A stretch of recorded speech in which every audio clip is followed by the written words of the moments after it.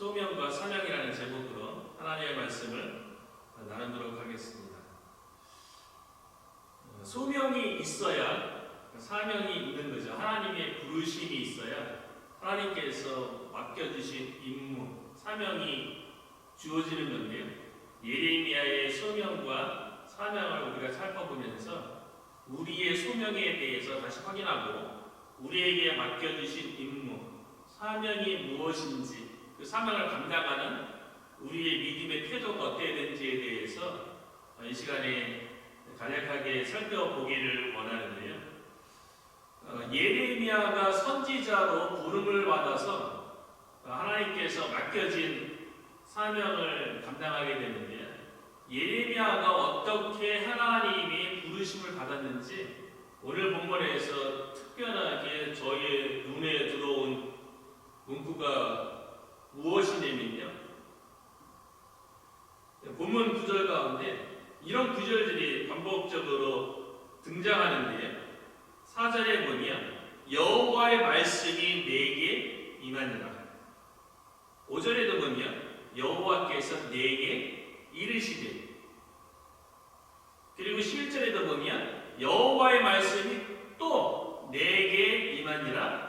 그리고 12절에 여호와께서 내게 이르시되, 13절에도 보면 여호와의 말씀이 다시 내게 임하니라. 14절에 여호와께서 내게 이르시되. 예레미야가 하나님의 부르심을 받는 데 있어서요, 예레미야에게 하나님의 말씀이 임했다는 거예요. 하나님께서 우리를 부르시죠. 우리에게 음성으로 다가오시죠. 예수님께서 말씀하신 것처럼 내 양은 내 음성을 듣는다고 말씀하셨거든요. 그런데 하나님께서 아무리 우리를 부르시고 우리에게 말씀하셔도 우리가 듣지 못한다면 아무것도 아닌 거죠.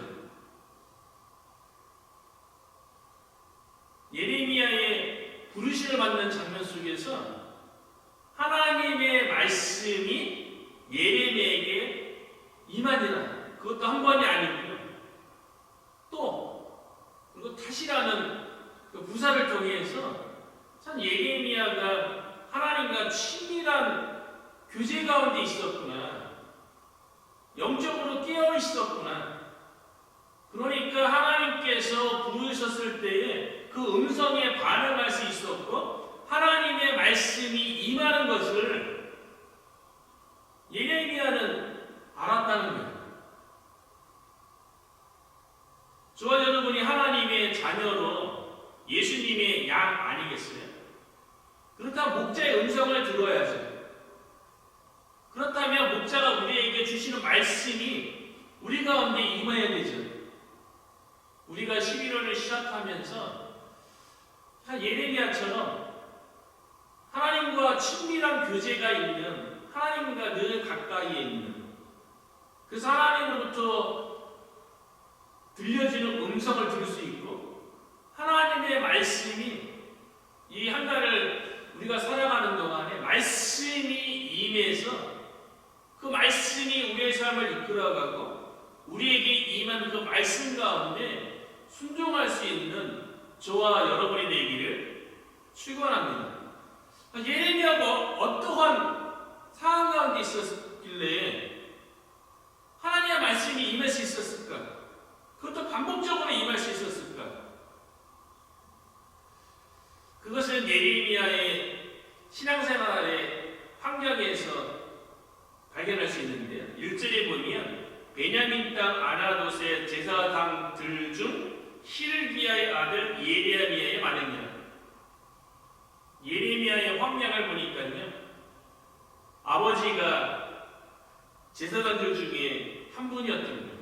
그러니까 예레미야는 어려서부터 제사장으로서 성전에 드나들며 하나님을 성실하게 섬기는 아버지의 모습을 통해서 예레미야는 하나님을 늘 경외하고 늘 하나님 앞에서 신실하게 살고자 하는 그런 믿음이 있었던 것 같아요. 그리고 늘 하나님을 의지하고 하나님을 신뢰하고 하나님의 말씀 가운데 순종하려고 했던 그런 믿음의 환경이었기 때문에 예레미야에게 하나님의 음성이 들려주고 하나님의 말씀이 임했다는 것입니다. 하나님의 말씀이 어느 날 우리에게 갑자기 임하는 게 아니에요. 하나님의 말씀이 내가 듣고 싶다고 해서 내가 원하는 때 하나님의 말씀이 우리에게 주어지는 게 아니라는 거예요. 예레미야처럼 어려서부터 하나님을 늘 가까이 하고 하나님의 말씀에 순종하고자 하고 하나님과 친밀한 교제를 나누다 보면 하나님께서 부르시고 하나님의 말씀이 임하게 된다는 거죠. 저와 여러분이 11월 이 한 달을 살아가는 동안에 늘 하나님을 가까이 하고 하나님과 친밀한 교제를 나누는 가운데 우리 가운데 하나님의 말씀이 임하되 한 번만 임하는 것이 아니라 예레미야에게 또 임하고 다시 임했던 것처럼 반복적으로 하나님의 말씀이 우리의 삶 가운데 임해서 그 말씀이 우리의 삶을 이끌어가고 우리의 삶을 통해서 하나님의 말씀이 성취되어지는 그런 은혜가 있기를 축원합니다. 여호와의 말씀이 예레미야에게 임했어요. 하나님께서 예레미야를 선지자로 부르는 거예요. 5절에 보면요, 하나님의 말씀이 임했는데요, 이렇게 임했어요. 내가 너를 모태에 짓기 전에 너를 알았고 내가 배에서 나오기 전에 너를 성별하였고 너를 여러 나라의 선지자로 세웠노라. 예레미야가 하나님의 음성을 듣고 부르심을 받는 장면이죠. 신앙생활하는 데 있어서 가장 중요한 것은 하나님의 부르심이에요. 하나님께서 불러주셔야 우리가 구원을 받을 수 있고요. 하나님께서 불러주셔야 우리가 하나님의 자녀가 되고 하나님께서 우리를 불러주셔야 하나님을 예배하고 경배하고 하나님의 자녀로서 살아갈 수 있는 거거든요. 구원의 주권이 우리에게 있는 것이 아니라 하나님에게 있는 거예요. 그래서 하나님께서 예레미야에게 내가 너를 하나님의 주권 가운데 예레미야를 부르셨다는 거예요. 그런데 그 부르심이 지금 하나님의 말씀이 임해서 그 말씀을 듣는 예레미야 그 순간에 하나님의 이 부르심이 있었던 게 아니고요. 예레미야에게 뭐라고 얘기했냐면 하나님은 부르시기 그 전부터 이미 예레미야를 알고 있었고 선지자로 세웠다는 거예요. 그 모태에 짓기 전에 모태에 짓기 전에 어떻게 예레미야라는 존재를 누가 알 수 있겠어요? 부모도 모르는데 전능하신 하나님만 아는 거예요. 그걸 통해서 하나님이 전능하신 분으로 예레미야가 모태에 짓기 전에 하나님은 이미 알고 있었고요. 예레미야가 나오기 전에 성별하셨대요. 예레미야를 구별하셔서 여러 나라의 선지자로 세웠다는 거예요. 이 하나님의 음성을 듣는 예레미야에게 들려오는 하나님의 음성 속에 내가 하나님의 부르심을 받는다 이렇게 깨닫는 게 아니라 내가 부름받기 전부터 하나님께서 나를 알았고 나를 선별하였고 나를 선지자로 생각했다는 그 전능하신 하나님의 그 부르심 앞에 예레미야가 순종하게 되는 거죠. 그 전능하신 하나님의 부르심의 영광이라는 그 은혜를 생각하게 되는 거죠. 우리들도 어느 날 갑자기 하나님께서 우리를 부르셔서 구원을 경험하고 그런 것 같지만 사실은 우리가 태어나기 전에 만세 전에 하나님께서 우리를 이미 알고 계셨어요. 우리가 하나님의 자녀가 되도록 우리가 하나님의 일을 할 수 있도록 하나님께서 우리를 구분했다니까요. 우리를 향하신 하나님의 그 생각과 사랑이 얼마나 큰지 깨닫게 되는 거죠. 그리고 예레미야를 여러 나라의 선지자로 그 전능하신 하나님께서 세웠다는 거예요.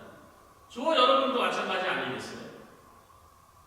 우리가 태어나기 전부터 하나님께서는 우리를 먼저 다 알고 계셨고요. 우리가 어떻게 살아야 되는지, 어떻게 하나님의 일을 감당해야 되는지 하나님은 다 알고 계시고요. 때가 되어서 하나님께서 우리를 부르시고 우리를 세웠다는 거예요. 하나님의 부르심이 있으면 그 다음에는 하나님께서 부르신 이유가 있겠죠. 하나님께서 맡기시는 임무가 있기 때문에 부르는 거 아니겠어요? 우리들도 사람들을 이렇게 누군가를 부르죠. 자녀를 부르든지 주변에 있는 사람을 부를 때에는 이유가 있으니까 부르는 거 아니겠어요? 맡길 일이 있으니까, 뭔가 할 얘기가 있으니까 부르는 거 아니겠어요? 하나님께서 예레미야를 부르시고 그에게 맡기신 일이 무엇이냐면 10절에 보니까요, 예레미야에게 맡기신 임무, 사명에 대해서 이해하고 있어요. 보라, 내가 오늘 너를 여러 나라와 여러 왕국 위에 세워 내가 그것들을 뽑고 파괴하며 파멸하고 넘어뜨리며 건설하고 심게 하였느니라. 예레미야가 선지자로 세움을 받았어요. 감당해야 할 사명은요, 하나님의 말씀을 받아서 하나님의 말씀을 세상 가운데 선포하는데 그 말씀이 파괴하고 파멸하고 넘어뜨리는 말씀이라는 거예요. 그리고 또 한편으로는 건설하고 심게 하는 그런 말씀이라는 거예요. 아니, 하나님께서 부르시고 세워서 하나님의 일을 맡기려면 좀 좋은 일을 맡겨야지요. 세상에 대해서 뭔가 축복하고 세상이 잘 되도록, 세상 사람들이 행복하도록, 성공하도록 그런 말씀을 나누게 해야죠.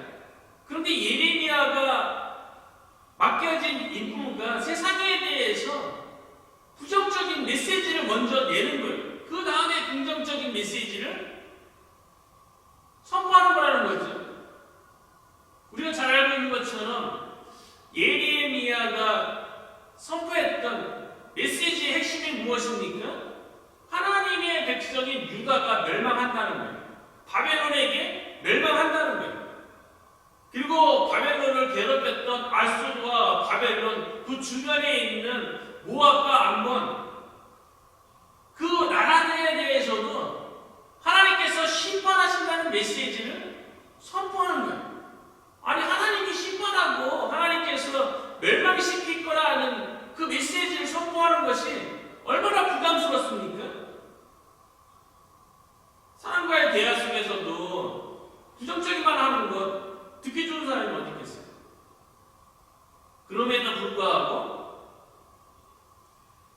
하나님의 백성인 유다의 죄로 인해서 하나님을 버리고 말씀에서 떠났다. 그러나 현실은 요시야 왕 시대에 종교 개혁을 통해서 나라가 안정되어지고 부흥하던 시기에 모든 선지자들이 평안하다, 평안하다, 평안하다 그렇게 말할 때에 하나님이 심판이 이룰 것이다, 곧 멸망할 것이다 라는 하나님의 말씀을 선포한다는 게 얼마나 큰 부담이었겠어요. 그럼에도 불구하고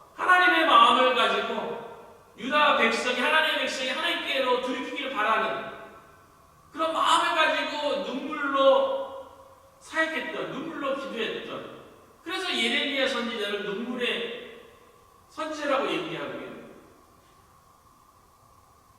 멸망에 대해서 선포하는 그것을 하나님의 말씀이기 때문에 그 말씀 속에서 유다 백성이 돌이키는 그 마음을 가지고 애절하게 말씀을 선포해야 했던 이 예레미야 선지자를 그래서 사랑의 선지자라고 이야기하는 거예요. 하나님의 심판과 하나님의 멸망이 주어질 것이지만 또 긍정적인 메시지도 선포하는 거예요. 건설하고 심게 다시 새롭게 하겠다. 결국 유다 백성이 바벨론에게 멸망해서 70년간 포로 생활을 할 것이지만 그것이 끝나면 다시 예루살렘으로 돌아올 것이다. 이 말씀을 예레미야 선지자가 감당해야 되는데요.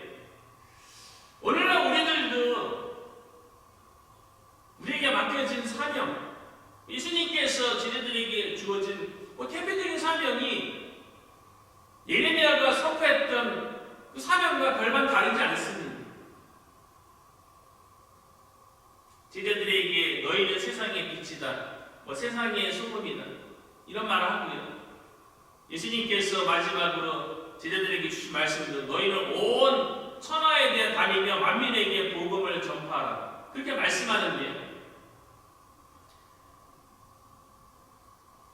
우리가 빛이고 소금이라는 것은요, 세상이 어둡다는 거 아니겠어요?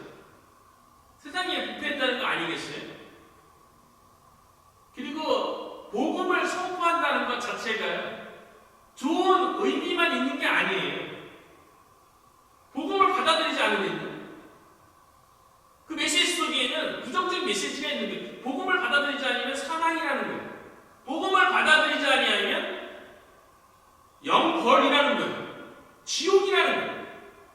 근데 우리는 복음을 전파한다, 전도한다 그러면 긍정적인 메시지, 믿으면 생명이고, 믿으면 또 생명도 영생이고, 천국이고, 이런 쪽만 얘기하자면 우리의 사명을 감당하는 데 있어서도요, 복음을 선포하는 데 있어서도 부정적인 메시지와 긍정적인 메시지가 같이 있는 거예요. 그러니까 어쩌면 우리에게도 부담이죠.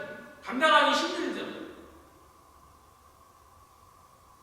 그래서 하나님의 부르심에 대해서 예레미야가 이렇게 반응하는 거예요. 6절과 7절인데요. 내가 이르되 슬프도소이다. 말씀이 임한 것 자체가, 거룩하신 하나님이 나에게 다가온 것 자체가, 난 죄인인데, 난 더럽고 부족한 존재인데, 하나님을 찾아온 것 자체가 슬픈 거죠.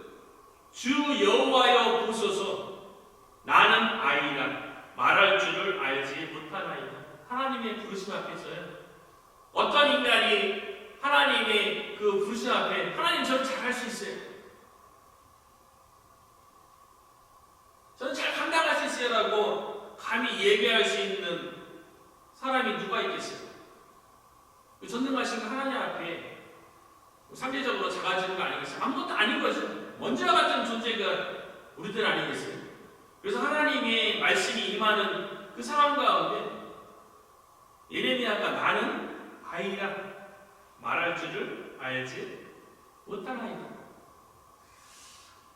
하나님의 부르심 앞에서, 하나님의 임재 앞에서 연약한 인간인 우리들은 다 작아지는 것 같아요.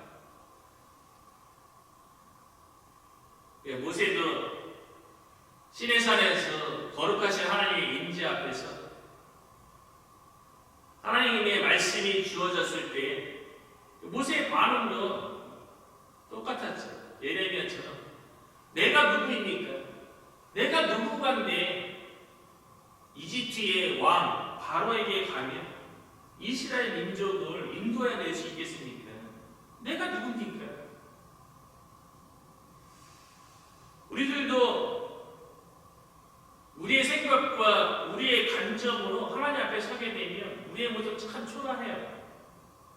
하나님의 부르심도 확실하고 하나님께서 우리에게 맡겨준 사명도 확실하게 아는데 내가 과연 그 일을 잘 감당할 수 있을까? 내가 누구겠냐?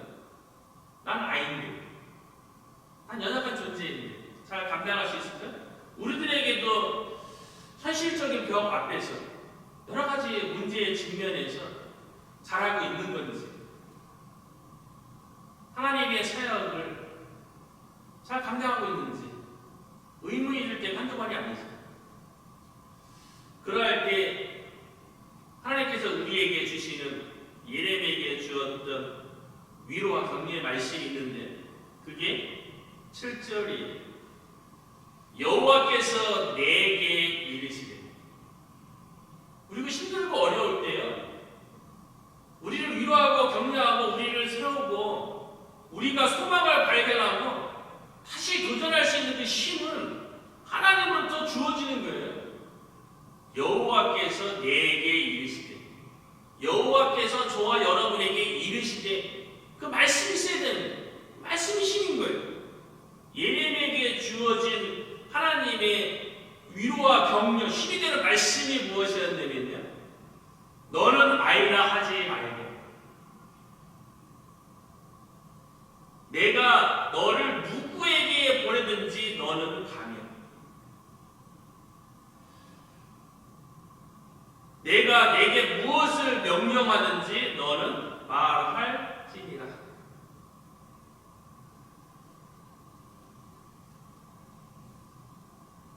두렵죠? 내가 잘 감당할 수 있을까? 어쩌면 우리가 11월 한 달을 살아가는 데 있어서 우리가 하나님의 자녀로 또 하나님께서 우리에게 맡겨진 사명을 잘 감당하며 한 달 가운데 하나님께 영광 돌리는 삶을 살고 싶은데, 날마다 삶 속에서 승리하며 하나님을 기쁘시게 하는 삶을 살고 싶은데 내가 과연 잘 감당할 수 있을까? 그런데 주님은 우리에게 뭐라고 얘기합니까? 하나님께서 우리를 누구에게 보내든지 가며 하나님께서 우리에게 무엇을 명령하든지 그 명령에 순종해서 말하라는 거예요. 8절에 보면 왜냐하면 하나님께서 구원하시고 하나님께서 함께 하시기 때문이라는 거예요. 너는 그들 때문에 두려워하지 말라. 내가 너와 함께하여 너를 구원하리라. 나 여호와의 말이니라. 하나님이 함께 하시겠다는 거예요. 나를 아이라고 느끼게 하는 그 상황 속에서 하나님이 너를 구원하겠다는 거예요. 그리고 9절에 보면 여호와께서 그의 손을 내밀어 내 입에 대시며 여호와께서 내게 이르시되 보라, 내가 내 말을 내 입에 두었노라. 세상을 향해서, 이방인들을 향해서, 그 유다 백성을 향해서 할 말을 예레미야 선지자가 걱정할 게 아니라는 거예요. 하나님께서 그 할 말을 주시겠다는 거예요. 그걸 믿으라는 거죠. 우리들도 하나님께서 우리의 입술에 하나님께서 하실 말씀을 주시는 줄로 믿습니다. 우리가 하나님의 자녀로서 참 세상 가운데 삶 속에서 무엇을 말해야 될지, 어떻게 말해야 될지 아이라고 생각할 정도로 우리가 수축되어지고 힘들어할 때 있지 않겠어요?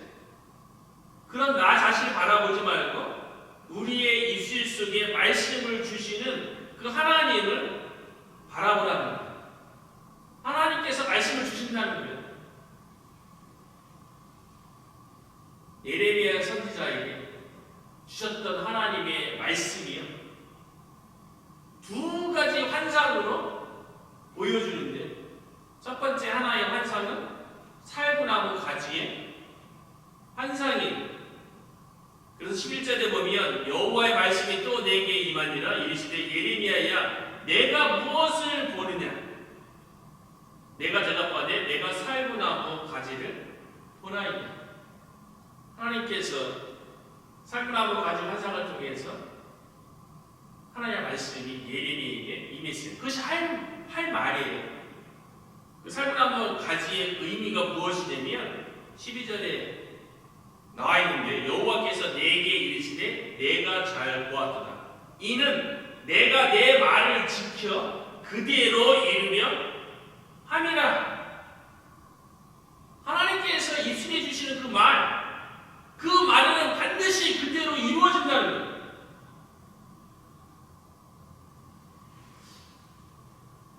우리가 왜 담대하게 복음을 증거하지 못합니까? 왜 하나님의 말씀에 대해서 사람들에게 왜 나누지 못합니까? 복음에 대해서, 하나님의 말씀에 대해서 확신이 없기 때문에 그런 거 아니겠어요?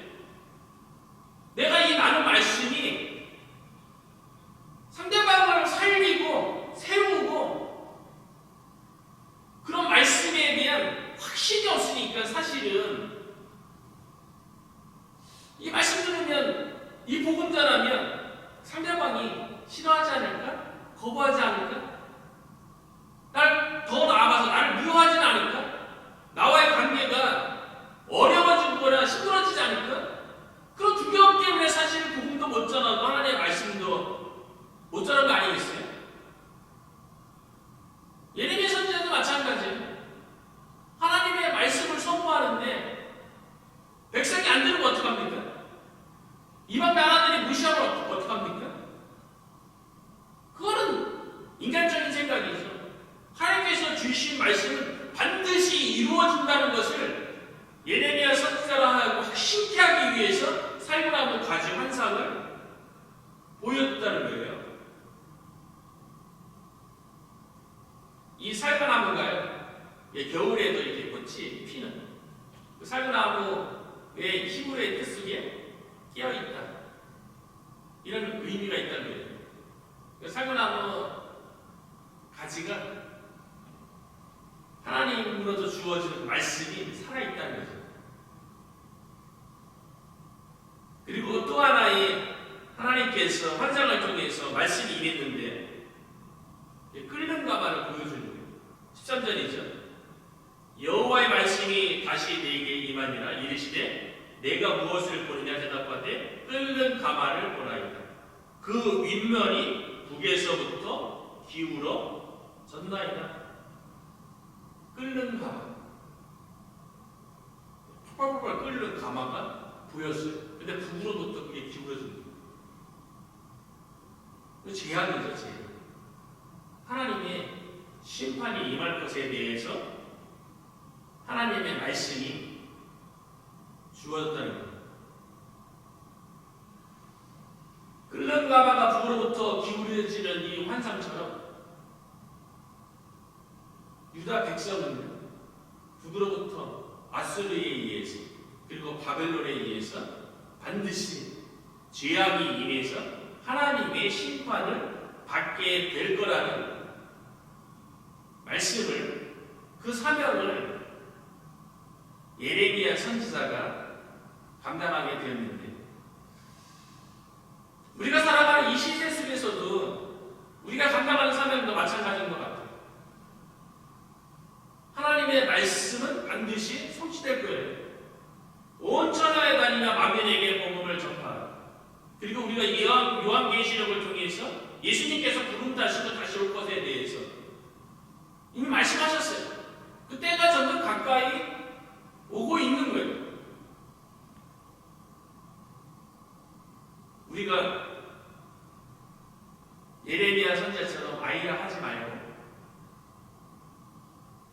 하나님께서 우리에게 누구에게 보내든지 무슨 명령을 하시든지 순종하겠다는 각오로 우리에게 맡겨준 복음의 사명, 전도의 사명, 이 땅이 하나님의 나라가 되도록 이 세상 가운데 서영 여행을 나타내는 삶이 될 수 있도록 우리가 우리와 함께 하시는 하나님으로 인해서 우리의 사명을 성실하게 잘 감당해서 예레미야의 이름처럼 여호와께서 우리를 아시는 거예요. 임명하시고 높여주신다는 것을 우리가 바라보면서 11월 한 달도 하나님의 은혜 가운데 하나님께 영광된 삶이 되기를 주님의 이름으로 축복합니다.